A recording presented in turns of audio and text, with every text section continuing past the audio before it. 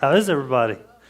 Good, good. This is going to be fun this morning. It's going to be fun for me, at least. We're going to switch it up. We've been talking about really hard topics. We've been getting really deep in stuff, and today we're going to switch it up, and we're going to Bible nerd out really hard this morning. And I know, it may only apply to 3 people. 3 people may find this interesting. Addie's here. She's going to find it interesting. Not so nerdy that I'm going to quote Epictetus for my guy over here, but still pretty nerdy. And we're going to do that for a couple reasons. I think it's worth it to do this for a few reasons. One, because the Bible is incredible. Even if you are not religious, even if you purely view this as a human work of literature, it is incredible. The Hebrew authors do not waste words. Every single word is important. Every line is important. It builds upon itself. Everything is hyperlinked back to everything, written by multiple authors over centuries. I mean, this is incredible. And secondly, the reason it's worth it is the Bible can be daunting. When you open up the pages of the Bible and you try to read it for the first time, you're like, page 3, a talking snake? What is this? What am I dealing with here? What kind of book am I reading? And the reason is, it's not written by modern Americans. It's written by an ancient people in a completely different cultural setting than us. And when you're stepping into the pages of the Bible, it's like you're stepping off a plane into a foreign country that you have no idea what's going on. And you've got to learn their culture. You've got to learn what they're doing. You've got to learn how the people tell stories. And so it's good to be mindful of a different culture. And so what we're going to do today is we're going to look at the first 11 chapters of Genesis. Because what the first 11 chapters of Genesis do is they give you the melody of the Bible. Think about it like your favorite song. Your favorite song starts out and the musicians play the same chord progression over and over again. That melody gets inside of you. It teaches you what they're talking about, and they repeat it, they repeat it, they repeat it. That way, when they change the chord progression, when they add a new note or something like that, you notice it. You feel it. You're like, oh, something changed. Something's different here. And the first 11 chapters of Genesis are like that. They give us the melody of the Bible. They give us the patterns, the language of the Bible. And so if this is going to seem overwhelming, don't freak out. This is the pattern that Genesis chapters 1 through 11 is telling you. If you look over on the right-hand side, you're going to see creation and blessing. Then there's going to be a test with human failure. Then the next generation is going to fail even worse. Things are going to get worse. They're going to get worse. You're going to get 2 genealogies. One of the exiled generation, one of the chosen generation. Then you're going to get a huge cosmic rebellion. And then the melody is going to start over. And so what that looks like in the first few chapters of Genesis, God creates the heavens and the earth. He creates his good world, and he chooses people. He creates people, Adam and Eve, as his chosen representative. They're going to be his image bearer to the world. And there's all this imagery of trees and gardens, and God speaks and he blesses them, be fruitful and multiply. And then immediately following that, there's going to be a test. For Adam and Eve, this was represented by the fruit of the tree of the knowledge of good and evil. They had a choice to make. Would they trust in the wisdom of God? Would they partner with God in his wisdom to know how to rule creation with him? Or would they seize the authority to determine right from wrong themselves and determine how to rule on their own? And they fail. Eve, the imagery is she sees the fruit. She sees that it's beautiful. She desires it. She takes it for herself. And then what you have coming out of that is you're going to have a curse and you're going to have an exile. They get exiled out to the east of Eden. Then you get the story of their next generation, Cain and Abel. Same thing. A choice is presented before Cain. And he makes the wrong choice. And now there's murder. So we've gone from taking the fruit to now we're killing each other. And then the Bible gives you the generations of Cain leading down, getting worse and worse till you get the city of Cain and his descendant Lamech. And Lamech is joyful about his violence. He takes pride in how many people he kills. That's what he values in life, is murder. And then you get another generation, another genealogy going from Adam to the chosen, the non-exiled person in Noah. And then you're going to get this big cosmic rebellion where in this case, the sons of God, spiritual beings invade earth. They leave where they're supposed to be, come to earth, sin with the daughters of mankind, and God has to step in. God steps in and goes, okay, no more of this. And it leads directly to the flood narrative of Noah. And the melody starts over. It starts over again. You have Noah on a mountaintop planting a garden vineyard. He's worshiping the Lord. He's talking with the Lord. You have Genesis starting over, essentially. God with his chosen representative. He tells him to be fruitful and multiply, does the same blessing. And the first thing Noah does is partake of the fruit of his vineyard. He ends up drunk and naked. Same deal. It's taking the fruit. His next generation, they sin in a worse way. One of them gets exiled. There's a curse. You get genealogies from Noah to the city of Babylon, leading directly to the city of Babylon, which is getting worse and worse and worse. You get this other generation. Oh, I thought I had it up on the screen. There we go. That'll help. But you're noticing this pattern. Now there's a cosmic rebellion the other way. Instead of the sons of God coming down, it's the sons of Adam trying to invade heaven with the Tower of Babel narrative. They're trying to go back to Eden in their own power. They're trying to get to heaven on their own deal, and God has to step in and say, okay, we're not doing this anymore. He brings judgment. He scatters the nations, and it ends with God choosing another chosen representative, this time in Abram. And he says, be fruitful and multiply. You have this same thing, and it's this pattern. It's this narrative that keeps getting replayed. They're teaching you the language of blessing, the language of curse, the language of faithfulness to God, the language of who are you going to trust. And so what we're going to look at today is the story of Abram, just the start of it, where God chooses this person, tells him to be fruitful and multiply, the melody starting over. And here we go. This is how it jumps in. It says, now these are the records. We're starting in the middle of that the genealogy thing that I said. Genealogies are very important. I know they're nerdy and you want to blow past them, but the authors are doing really cool stuff with this. It says, these are the records of the generations of Terah. Terah fathered Abram, Nahor, and Haran. And Haran fathered Lot. Haran died during the lifetime of his father, Terah, in the land of his birth, in Ur of the Chaldeans. So the Chaldeans is just another word for Babylon. I'm not really sure why it's translated, but it's Babylon. They came out of Ur, the fire of Babylon, not unscathed. Abraham's brother dies. I'm going to accidentally say Abraham and Abram interchangeably, but that's what's going to happen. His story starts with death. The story starts with the loss of his brother. It's always sad when a parent outlives their son, but this is what happens in the story of Terah and Abram. It starts with death. And then they continue. It says, Abram and Nahor took wives for themselves. The name of Abram's wife was Sarai, and the name of Nahor's wife was Milcah, and the daughter of Haran, the father of Milcah, and Iscah. Sarai was unable to conceive. She did not have a child. Sarai means princess here, and Abram means father. Abraham means exalted father. So the biblical author is telling you, hey, now we have a father and a princess. We're going back to that royal imagery of Genesis chapter 2, where God, Adam and Eve, the royal priest. He's going back to that, but the author wants to point out to you one thing about Sarai. She's unable to conceive. She didn't have a child. It's a little foreshadowing. You should feel that, like dun, dun, dun, like something. Because we've seen already through the first 11 chapters, be fruitful and multiply, be fruitful and multiply. Well, if this is the chosen one, how is that going to play out? How is this going to happen? Now, Terah took his son Abram and Lot, the son of Haran, his grandson, and his daughter-in-law Sarai, his son Abram's wife. They departed together from Ur of the Chaldeans to go to the land of Canaan. They set out to get somewhere, to the land of Canaan. They go as far as Haran, and they settled there. The days of Terah were 205 years, and Terah died in Haran. So they set out to get to Canaan, but for some reason we don't know why, they don't make it. They stop and they settle somewhere else. And you're like, that's weird. What's going on there?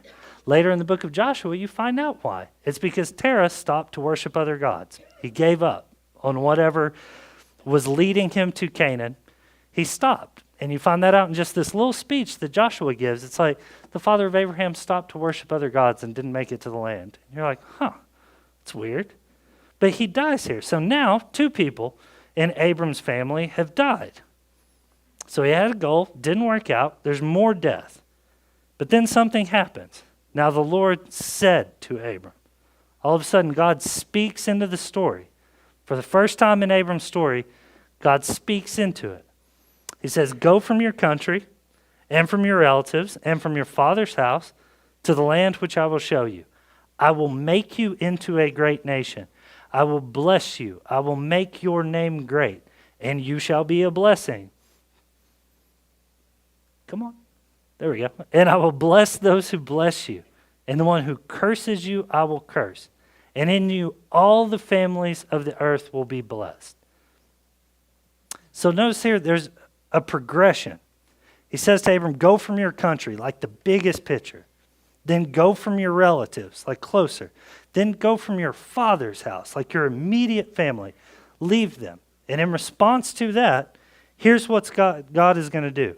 He's going to make him into a great nation. This is that be fruitful and multiply idea. How can he become a great nation if he doesn't have children? God's going to bless you. He's going to make his name great.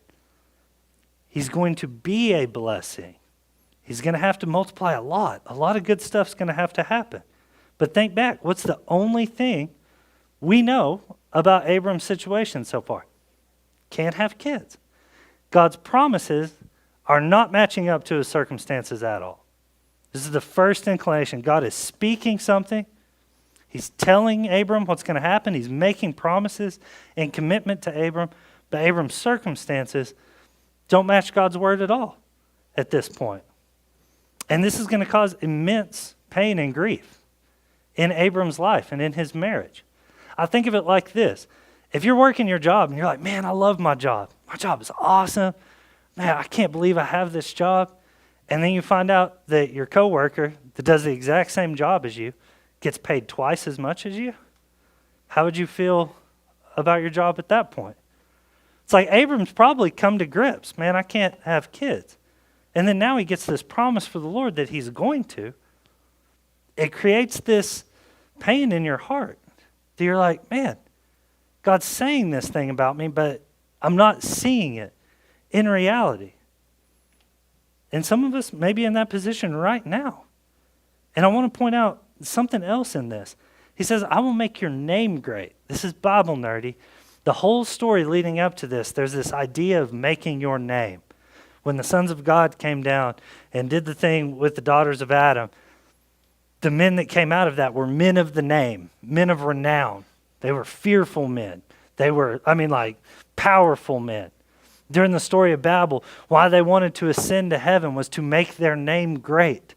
They wanted to make a name for himself. There's this whole idea through the story so far. And where do you get your name from? And so far in the story, everyone's been trying to make a name for themselves, trying to get ahead in life, trying to become popular, trying to become rich, trying to do this stuff. And God is saying here to a no-name itinerant farmer, I'm going to make you, or itinerant shepherd, I'm going to make your name great. I'm going to give you this thing that all men desire, that all people want. I'm just going to give it to you. This no-name guy that hasn't really done anything in the story so far, I'm going to give you this thing that you're striving for. And it's this idea that runs all throughout the Bible that God is for the underdog. All day, every day. God opposes the proud. He exalts the humble. If you want to be great, become the servant of all. Whoever wants to be the greatest, become the least. It's this idea that's starting to build here even in the very first chapter, or first book of the Bible. And it's this idea, where do we get our name from? Where do we get our identity from?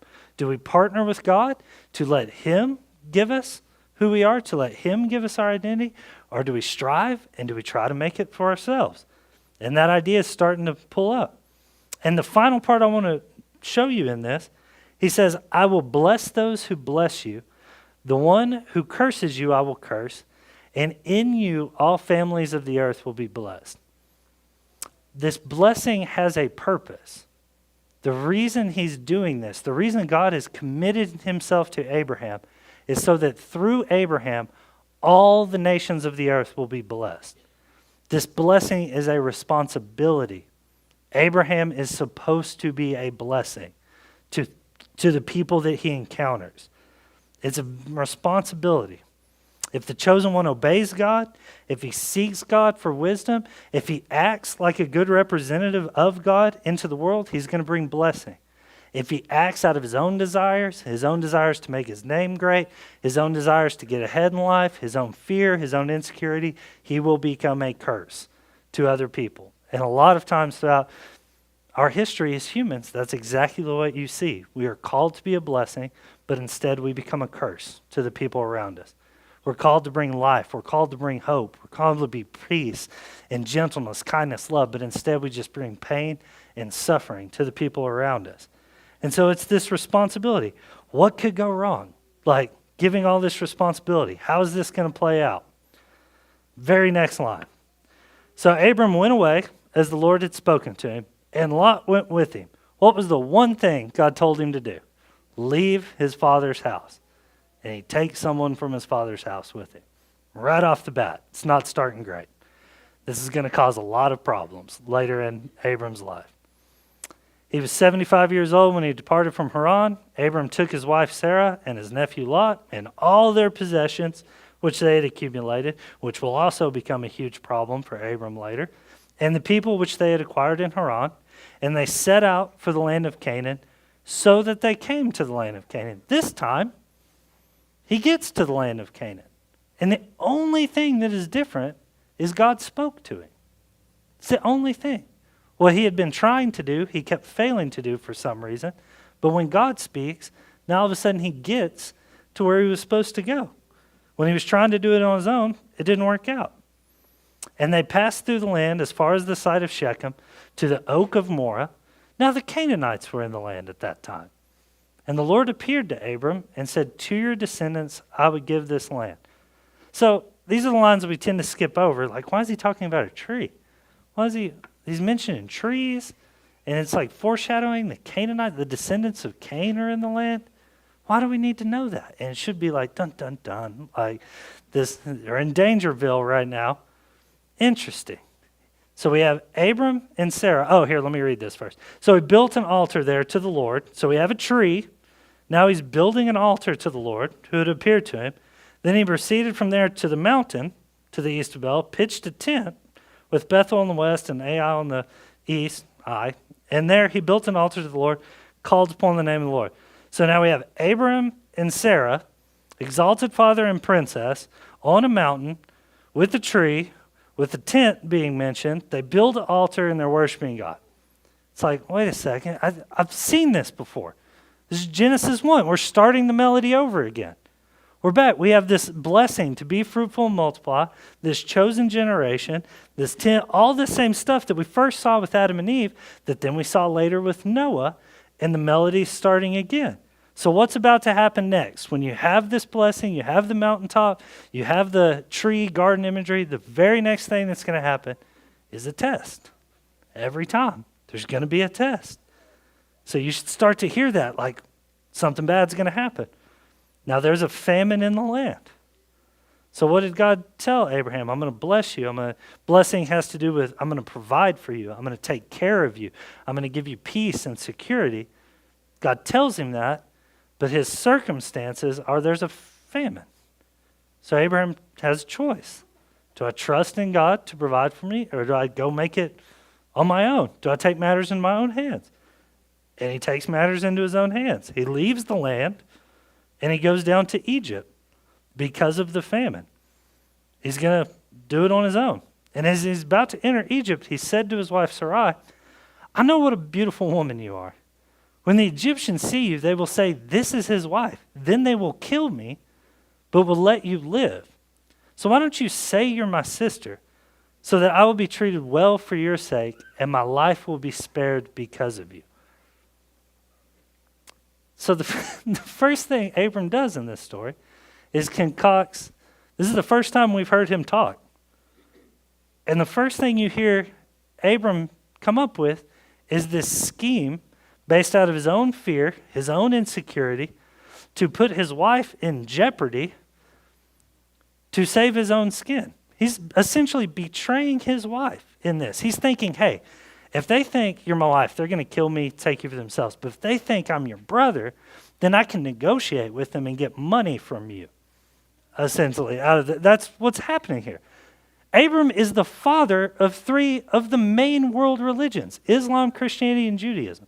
Is this a flattering portrait of the patriarch? No. The Bible does not put people on pedestals. They do not. These are deeply flawed people doing deeply flawed things just like we do. But God is still committed to Abram through this. He comes up with this plan. And when Abram came to Egypt, Abram was right. The Egyptians saw that Sarai was very beautiful. And when Pharaoh's officials saw her, they praised her to Pharaoh, and she was taken into his palace. Apparently, Abram was right. Sarah was a smoke show. Because as soon as they get there, they're like, this girl. But something happens that Abram wasn't planning. Normal Egyptians didn't see her. Pharaoh's officials, the most powerful person in the nation, his officials see Sarah. They say, man, the Pharaoh would love this woman. And they take her to Pharaoh. And the biblical author doesn't give us all the details. This could not have gone well for Abram's wife. She is taken to essentially be the wife of Pharaoh. And he doesn't give us the details about what plays out here, but I want you to notice the language there. They saw that she was beautiful. They saw that she was pleasing. They took her for themselves. It's the same Genesis 3 language. Eve saw the fruit. She saw that it was beautiful. She took it for herself. They're replaying this. Bells should be going off in your head when you read it, like, oh man, we're in the middle of this test. And think about what kind of a situation Abram has put his wife into out of his own fear and insecurity. And remember, we're looking at the pattern here, the melody. What is this going to play out? It says Pharaoh treated Abraham well for her sake, and Abram acquired sheep and cattle, male and female donkeys, male and female servants, and camels. He bartered his own wife and got rich out of this deal. 7-fold blessing. But the Lord inflicted serious diseases on Pharaoh and his household because of Abram's wife Sarah. What was Abram supposed to be to the nations? Blessing. What is he bringing on the nations? Curses. The one thing, the whole reason God is in relationship is to bring blessing through Abraham to all the nations. And the first thing he does is bring curse and plagues, which also, if you're thinking ahead in the biblical story, where else do plagues and curses come upon the Pharaoh of Egypt? Because the Exodus story. The Exodus story is essentially going back into this. So Abram's become a curse instead of a blessing. And this is super interesting to think about. It's hard to think about. But God, because of his promise to Abraham, is now defending a man that is lying, that is deceiving, that is seeking his own best interest at the expense of his wife.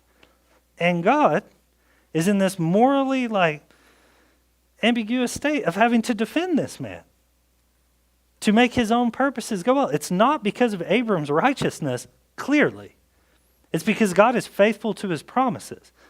Despite this, God is faithful to keep his promises. And so Pharaoh summoned Abraham.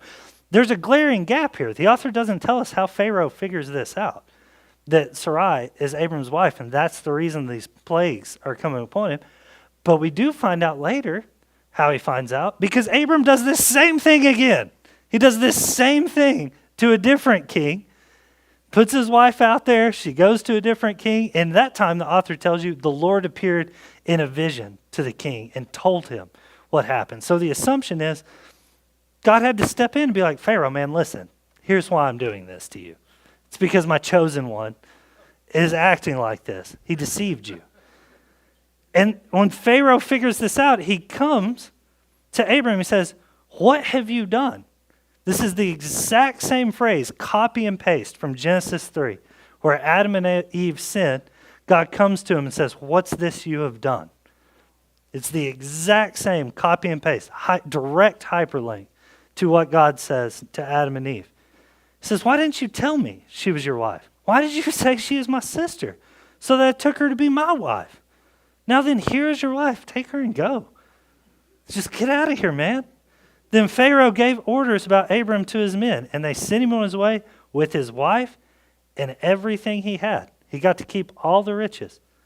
Somehow he comes out of this with his wife back and all of these riches. It's not because he was righteous. It's not because he was doing things right. Because God's faithful when we're not. God's faithful to his promises. And so when you're seeing this pattern, what the biblical authors want you to do is they want you to hold up these stories, like the Adam and Eve story, to this story and compare them.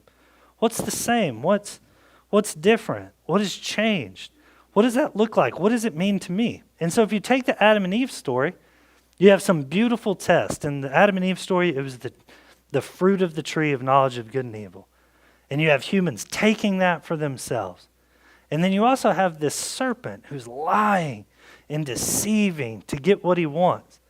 And if you hold that up next to the Abram story, how does that play out? Sarah is the beautiful test. She's the thing that caused men to desire and take for themselves. And what does that make Abram?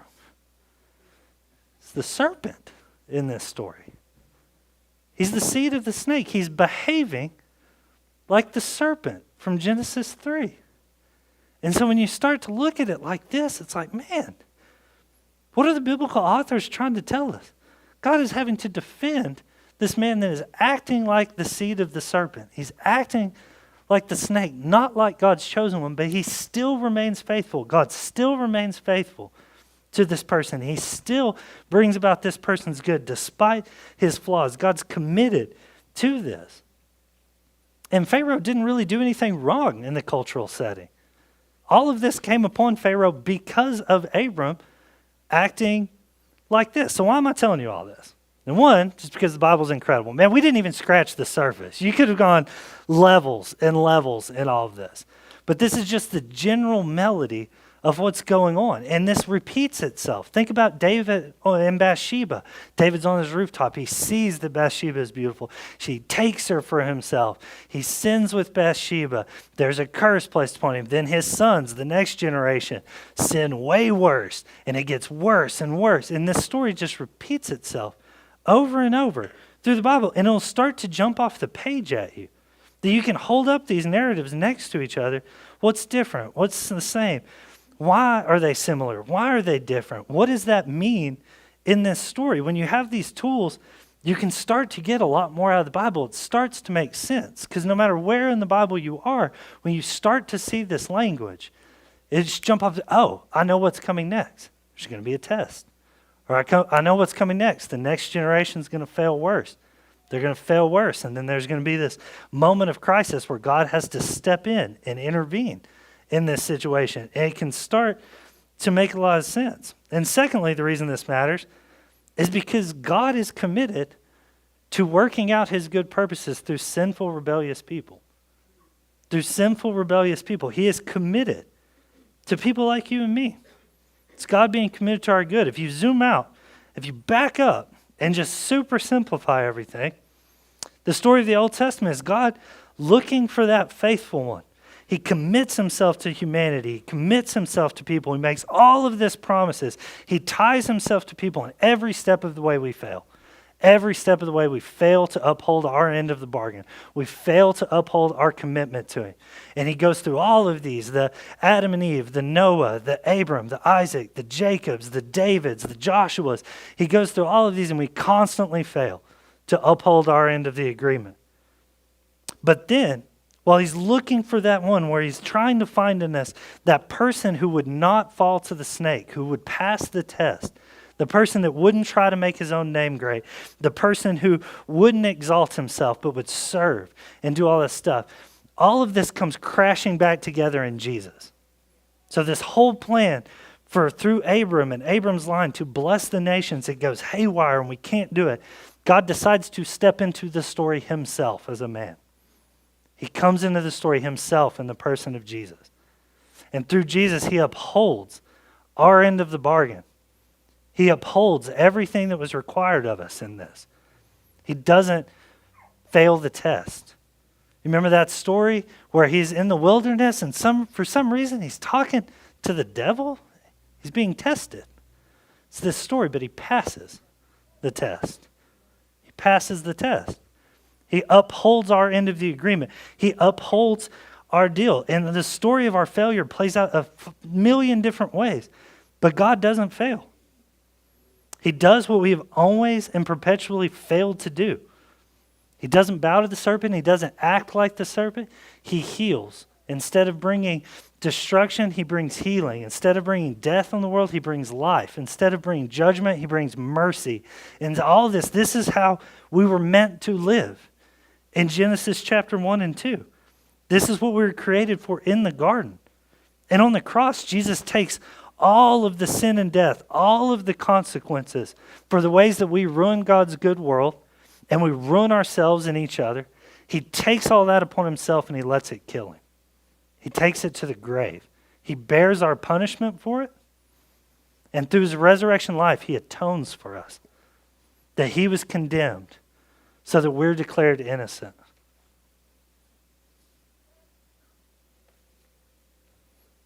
That he was rejected so that we're accepted. He does it for us. This is a story of mercy.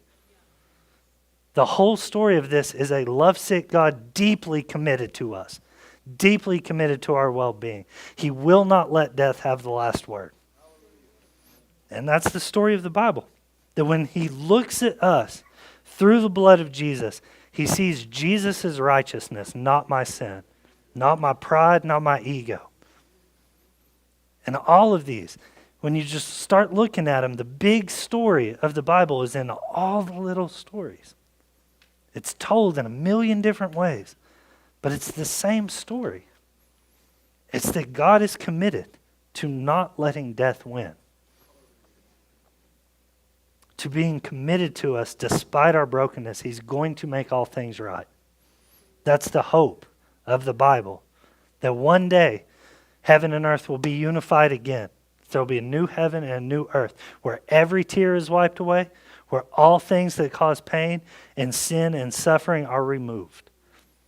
And we are what we were created to be with our Creator. No matter who you are, this story is that no matter who you are, what you've done in this life, God's arms are open to you. That not one of us is too far away for the grace of God. And that's the story. And so I know this has been super nerdy, but it's important to see because it can help you read the Bible. It can help you understand. When you understand the big story and you see it in the little stories, it'll start to jump out at you. When you're seeing weird things like, why is the author talking to me about trees? It should be like, oh, we might be having a moment here like Genesis. And so as the ministry team comes up, I just want to close with prayer. I want to close with prayer that God would just start to stir up in us a love for his word, man.